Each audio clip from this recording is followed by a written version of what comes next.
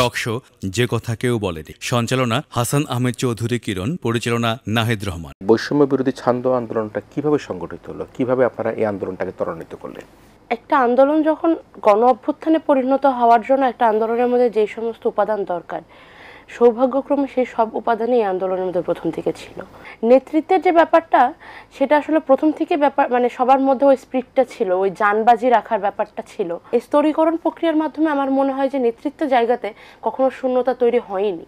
সবাই আসলে নিজের মধ্যে ওই স্পিরিটটা ধারণ করতে পেরেছে, ফলে আন্দোলন কখনো নেতৃত্বের অভাবে ভুগেনি। ডিবি অফিসে যখন আপনাদেরকে নেওয়া হলো, কোন প্রেক্ষাপটে, কিভাবে নেওয়া হলো এবং সেখানে কি হয়েছিল? আমাদেরকে তুলে নেওয়া হয়েছিল নিরাপত্তার কথা বলে, কিন্তু এটা ছিল বাইরের কথা।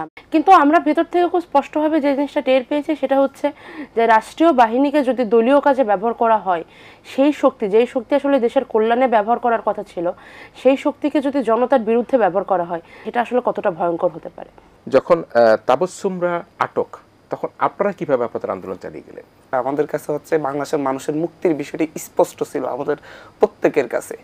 কি করতে হবে আমাদেরকে, আমরা হচ্ছে স্পষ্ট শহীদ মিনারে আমরা প্রথম প্রতিবাদ করি। সেদিন ঢাকা বিশ্ববিদ্যালয়ে যখন হচ্ছে 15 তারিখে হামলা হয়, সেদিন সন্ধ্যায় আমরা ঘুরে দাঁড়াই। সেই দিনই আমরা সিদ্ধান্ত নিয়ে নিই যে হচ্ছে এই সরকারের বিরুদ্ধে যেহেতু আমার ভাইদেরকে হত্যা করেছে, তাহলে এটার কোটা আন্দোলন নেই, এর জন্য শেখ হাসিনাকে ক্ষমা চাইতে হবে। আমরা যে স্বপ্ন দেখছি আপনাদের নিয়ে, সেই স্বপ্নের একেবারেই বাস্তবিক রূপটাকে কিভাবে আমরা বাস্তবায়ন করতে পারবো? জনগণকে এই জিনিসটা বুঝতে হবে, সেই স্বপ্ন পূরণের দায়িত্বটাও জনগণের। এখানে বাংলাদেশে আন্দোলনের মাধ্যমে কোনো আলাদিনের চেরাগ চলে আসেনি।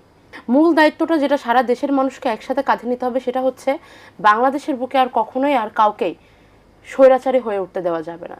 গণতান্ত্রিক চর্চা তখনই সম্পূর্ণরূপে হবে এবং স্বপ্ন পূরণের যে কথাটা টক শো যে কথা কেউ বলেনি। দেখুন আজ সন্ধ্যা 6টা 20 মিনিটে। চোখ রাখুন ATN বাংলায়।